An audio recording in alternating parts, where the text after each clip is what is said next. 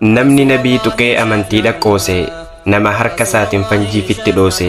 namuu numa beeka tana jala seeree namni amantii teenyatti afaan isaa dheeree abbaa fedhe taanaan fitti nu afeere kanaa san hin jennu abbaa fedhe eenyu jalaa nafnu hanga harka afaan keenyu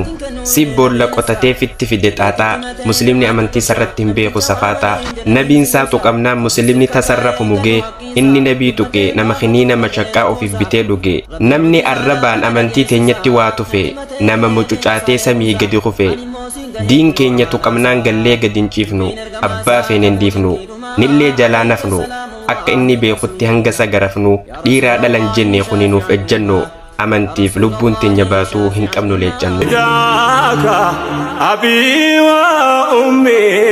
ya Rasulallah fidaka ruhi wa dami ya Habib Allah fidaka